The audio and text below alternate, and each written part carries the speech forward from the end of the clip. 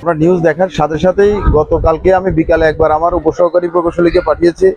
আজকে সকালে আমাদের সহকারী প্রকৌশলী এবং উপসহকারী প্রকৌশলী দুজনই এসেছে।